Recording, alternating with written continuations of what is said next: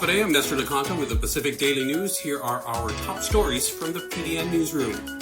Issues with proper paperwork and documentation are holding up the licensure of an obstetrician gynecologist with over 20 years of experience stateside and originally from Guam who wants to return to the island to practice. Dr. Sylvia Cruz, an OB-GYN who now lives in Hawaii, told members of the Guam Board of Medical Examiners last week that she is aiming to get to Guam by July with plans to work with local nonprofit Todu Guam Foundation to provide health care. Cruz's application for licensure on Guam comes as the island faces an ongoing shortage of OB-GYNs capable of providing prenatal care to high-risk expectant mothers, an issue that's been called a crisis by members of the local medical community. A recent report from the U.S. Department of Health and Human Services found Guam had a higher rate of infant mortality than any state between 2017 and 2021.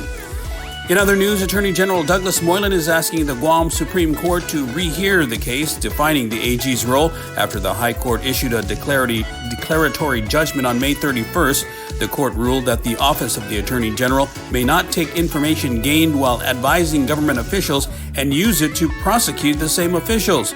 Justices also found that Governor Leon Guerrero may appoint attorneys to represent government agencies when the Attorney General has refused to act, is incapable of acting, or is unavailable.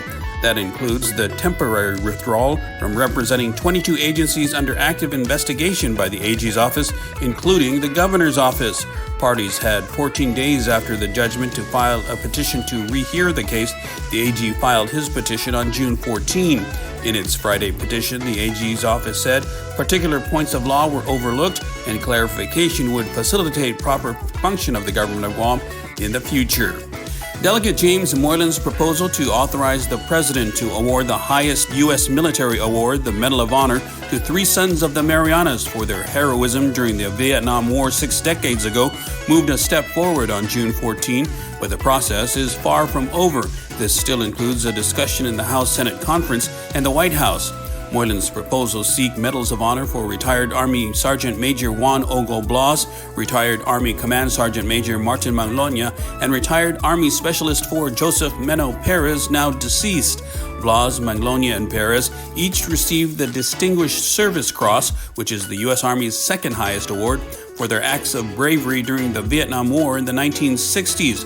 Others who displayed similar acts of valor were given the Medal of Honor, but not Perez or anyone from Guam or the Marianas because of their ethnic background. Moylan was able to add the medal proposals to the 2025 National Defense Authorization Act, which passed the House of Representatives on Friday. In other news, recently appointed Department of Public Health and Social Services Acting Director Therese Areola said one of her top priorities is to put public-facing services into a single building and to see if the agency can rent one whole building for a one-stop center. That's to make it easier for clients because DPHSS currently has some 17 separate locations spread out across the island for related public health services they need, she said. The public-facing services that could be consolidated include public welfare, the Supplemental Nutrition Assistance Program, or SNAP, the Vital Statistics Division, and the Women, Infants, and Children, or WIC program, she said. Areola said one of the long-standing problems that public health has had is that it has been homeless for decades, meaning it's not had a single building to house the wide variety of services the department provides. For more on these stories, go to GuamPDN.com and follow us on social media.